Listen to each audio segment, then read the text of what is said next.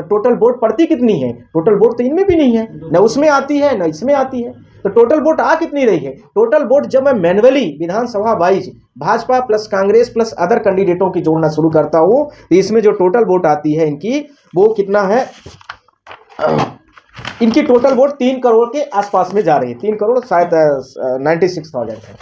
ठीक, ये भी डिफरेंसेस आ रहा है, यानी वहां पर 5 करोड़ से ऊपर जा रहा है, यहां पर 3 करोड़ के 3 करोड़ 96 यानी 4 करोड़, मतलब मोटा है मोटा, इतना बड़ा डेटा का डिफरेंसेस कैसे हो गया? ये मेरा अगला प्रश्न ये राजस्थान को लेकर के है। इनका टोटल जो वोट है, टोटल जो मार्जिन है, जो टोटल डिफरेंसेस है, जो टोटल लीड्स है, जो टोटल सर्टिफिकेट 199 सीटों में बांटे गए, वो सारे के सारे गलत हैं। यहां पर यह कहने की जरूरत नहीं है कि मैं भाजपा की बात कर रहा हूं या कांग्रेस की, इस चीज को सारे लोग समझें। मैं पूरी की पूरी इलेक्शन की मैं बात कर रहा हूं। ये हो गया इस तरह से राजस्थान की। सिमिलरली मैंने मध्य प्रदेश की डेटा के बारे में आप लोगों से बात नहीं किया था। तो मध्य प्रदेश में 230 विधानसभा में मैंने आपसे बोला था, उन्होंने 163 विधानसभा में बीजेपी जीती। 163 विधानसभा जो टोटल लीड्स बनती है बीजेपी की, वो टोटल मिल रही है 43 लाख के आसपास में। और ऐसे ही कांग्रेस जीती 66 सीट्स में, वो भी जाहिर सी बात है किसी न किसी से, तो किसी न किसी से नहीं, सिर्फ और सिर्फ बीजेपी और कांग्रेस के इलेक्शन कमीशन ऑफ इंडिया ने मार्जिन भी बताया है, डिफरेंसेस भी बताया है, टोटल वोट भी बताया है, सब कुछ, यानी बीजेपी और कांग्रेस के बीच का ही हर जगह मुकाबला दिखाया है।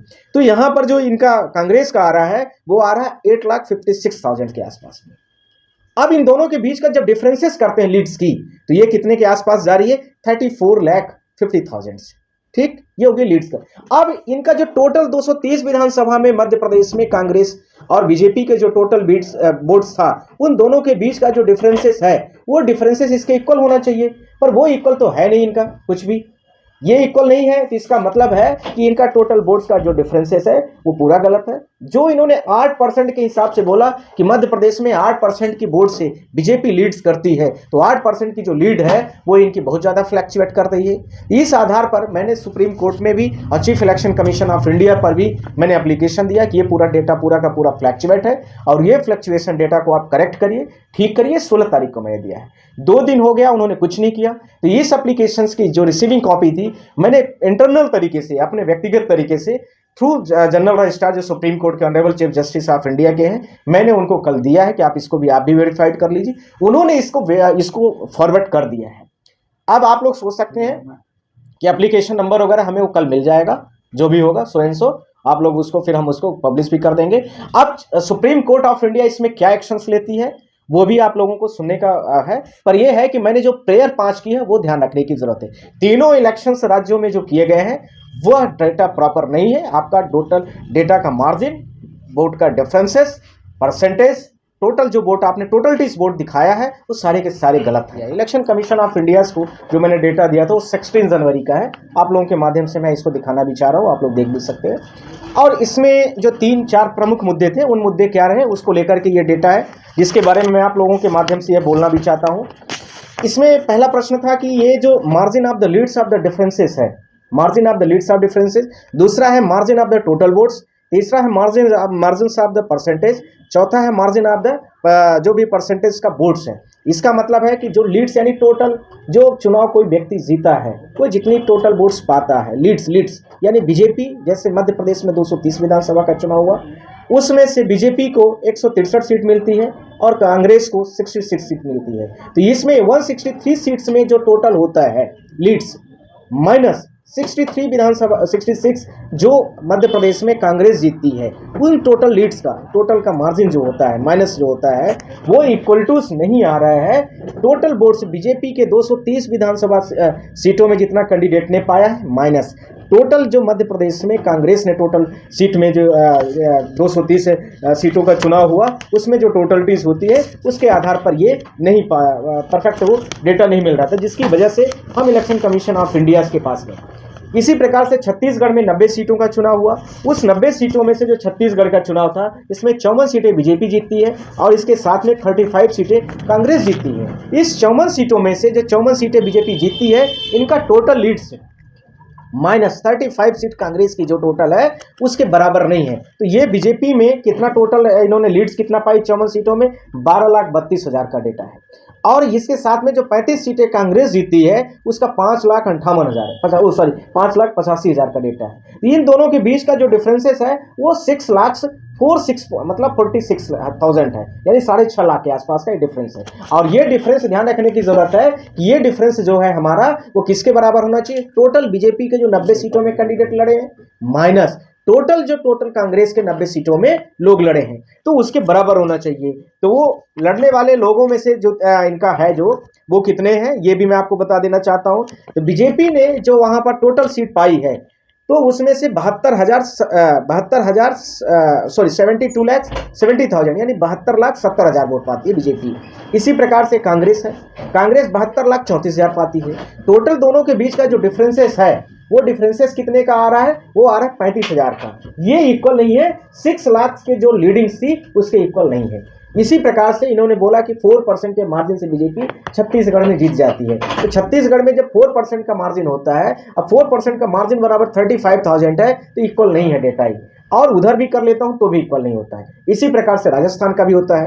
तो राजस्थान में इन्होंने 199 सीटों का चुनाव होता है। उस 199 सीटों का जो चुनाव हुआ है उनमें से बीजेपी 115 सीटें जीती है और 69 सीटें जो कांग्रेस जीती है। 115 सीटों का जब मैं टोटल लीड्स जितना 1,500 2,000 जो भी हुआ होगा वोट पाती है बीजेपी, लीड करती किसी कांग्रेस से, सिर्फ बीजेपी कांग्रेस के बीच की बात चल रही है। तो उनमें से ये जो 115 सीट जीतती है बीजेपी उसका 44,46,000 का लीड है टोटल का।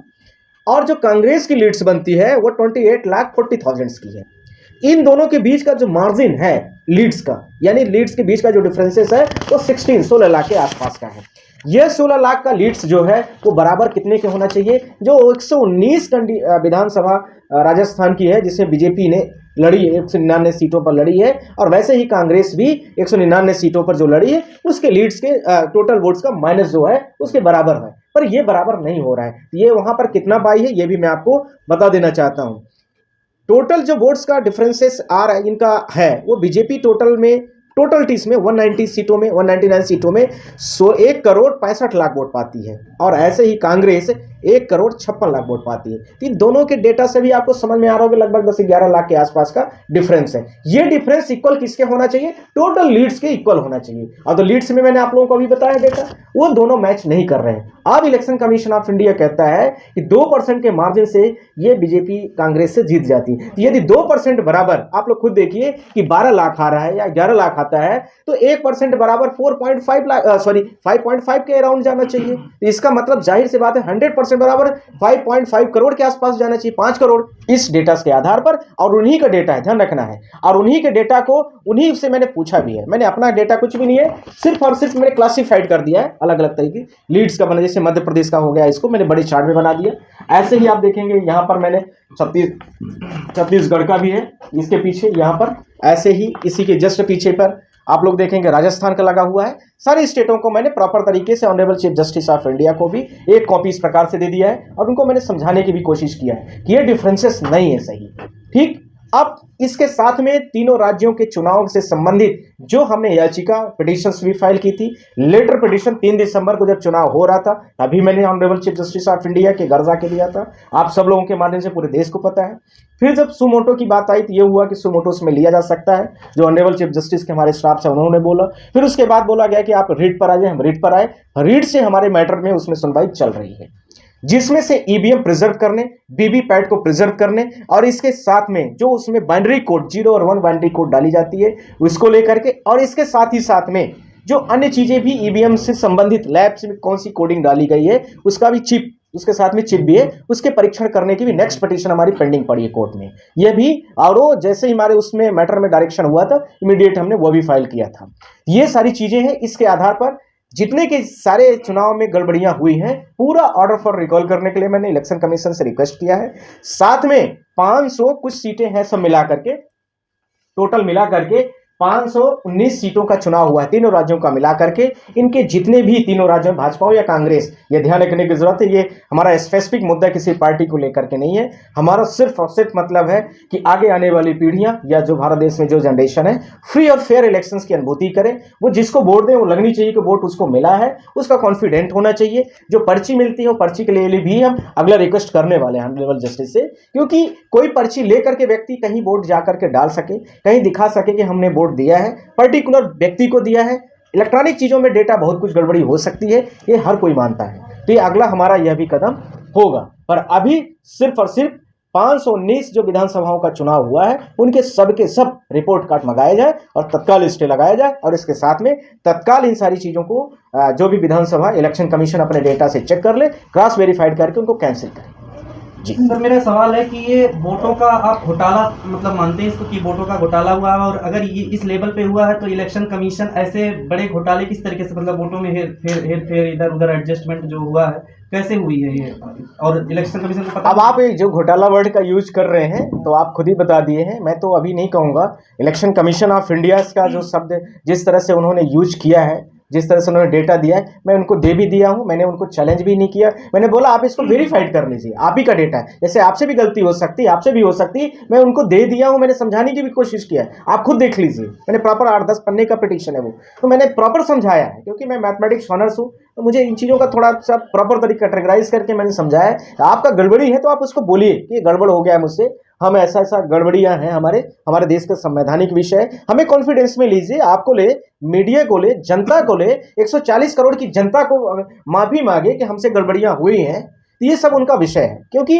इतने बड़े लेवल का चुनाव आप करा रहे हो, वर्ल्ड की सबसे बड़ी डेमोक्रेटिक कंट्री का चुनाव करा रहे हैं, यदि इस तरह से आप करोगे इस देश में, फिर तो आप किसी को भी सत्ता दे सकते हो और 1 महीने बाद माफी मांग सकते हो, फिर ये कह सकते हो कि क्लर्कियल इधर हो गई। इतनी बड़ी ब्लंडर मिस्टेक हो सकती है, आपको लगता है? आप सही है या फिर पॉलिटिकल पार्टियां इसका पूरा अनजान है, उन्हें कुछ पता ही नहीं है? जितनी विपक्ष की पार्टियां, नेशनल पार्टियां हैं, उनके बड़े बड़े एडवोकेट हैं, उनको फिर पता ही नहीं है इसके बारे में। तो नेशनल पार्टीज का एडवोकेट्स का मतलब क्या समझना चाहते हैं आप? तो नेशनल पार्टी का एडवोकेट का मतलब जो डेटा दिया है आपने, पूरा ग्राफ तैयार करके जो दिखाया है, क्या दूसरी पार्टियां जो हैं अभी नेशनल लेवल की पार्टियां, उनके जो पार्टी के जो एडवोकेट होते हैं या पार्टी होती है, उनको इसके बारे में जरा भी पता नहीं है? मुझे लगता है कि जो अभी रूलिंग पार्टी, जो अपोजिट पार्टी जो आप कहना चाहते हैं, हो सकता है कोई इतने डीपली मुद्दे से न गए हों। इसके पहले आपने किसी को देखा है कि सुप्रीम कोर्ट के चीफ जस्टिस ऑफ इंडिया के घर चला गया हो?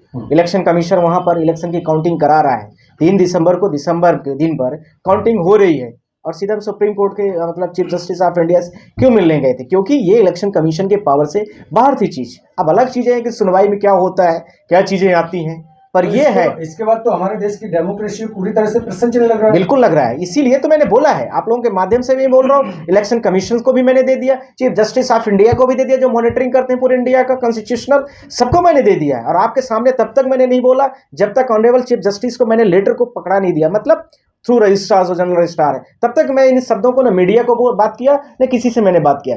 आज ये मुझे ब्रीफिंग मिल गई है कि मैंने इसको फॉरवर्ड कर दिया आगे डेटा वेरीफाइड करने के लिए, तब मैंने आप लोगों के माध्यम से इस चीज को डेटा का उजागर किया है। मतलब हम ये सीधे तौर पर कह सकते हैं कि चुनाव आयोग से चूक हुई है या गड़बड़ घोटाला किया गया है? ये दोनों शब्दों का ये clarification honourable chief justice of India देंगे। हमारा प्रश्न उठाना मुद्दा है, आप लोगों को दिखाना मुद्दा है, आप लोग उसमें क्रॉस वेरीफाइड करेंगे, 10 क्वेश्चन उठाएंगे, ये हम सबके डेमोक्रेसी के खतरे का सवाल है। एक सवाल है कि सर कि चुनाव का रिजल्ट भी आ गया, निर्वाचन भी हो गया, मतलब मुख्यमंत्री भी बन गया अलग अलग राज्यों में, तो अब आपके प्रश्न चिन्ह उठाने के बाद क्या एक्शन आप चाहते हैं, मतलब उम्मीद करते हैं कि क्या एक्शन हो सकता है? क्या सरकारें बर्खास्त होगी? क्या उन जिनको लेटर पकड़ाए गए हैं जो जहां से जीते हैं उनका कुछ हो सकेगा?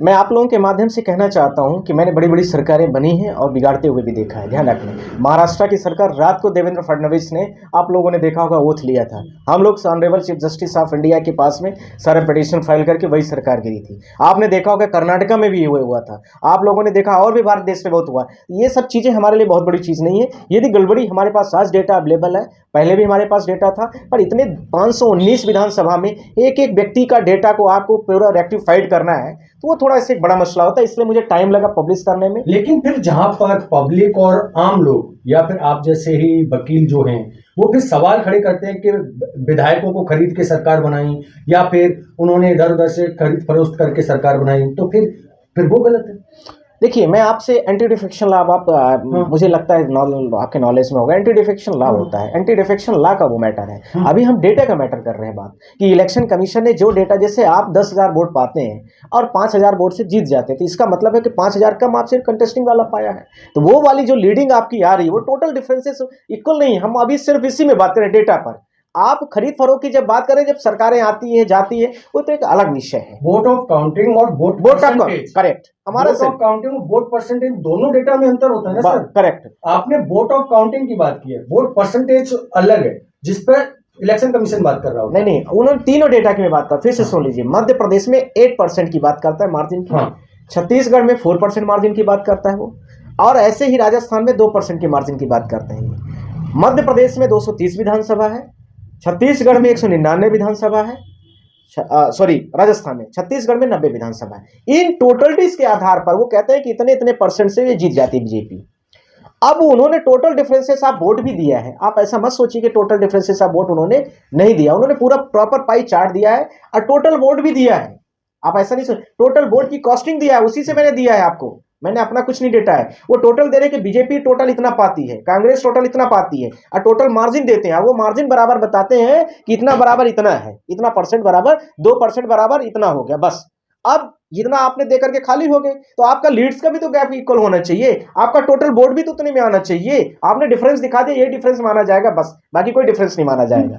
बात समझ में आ गई होगी मैं क्या कहना चाहता हूं। मैं आप कहेंगे तो पाई चार्ट आप डाटा खोलो ना राजस्थान, पाई चार्ट में भी तो गड़बड़ियां हो जाती है ना। वही तो है, गड़बड़ियां हुई है तो वही तो बोला जा रहा है, उसको आप सही कर लीजिए। मैं थोड़ी कह रहा हूं कि आप ये इमीडिएट इसमें वो करिए, मैंने यही बोला है। आप लोगों को मैंने आज बुलाया है, तब जब 2 दिन हो गया और इतना बड़ा मैटर है देश का, और अभी तक इलेक्शन कमीशन ऑफ इंडिया नहीं संज्ञान ली, तब मैंने आप लोगों के माध्यम तो से, सीधी बात यह है कि इलेक्शन कमीशन ऑफ इंडिया वो निष्पक्ष नहीं है, आप ये कहना चाह रहे हैं? इस डेटा के आधार पर पक्षपातपूर्ण है, इस डेटा के आधार पर निष्पक्ष किसके है। पक्ष में अगर काम कर रहा है तो मैंने किस- आपसे आपके माध्यम से रूलिंग पार्टी। मैंने आपके माध्यम से क्या बोला है, बोल दिखा तो दिया है। अब आपको मैंने बोल तो दिया है, दिखा दिया है पूरा का पूरा कि ये डेटा जो है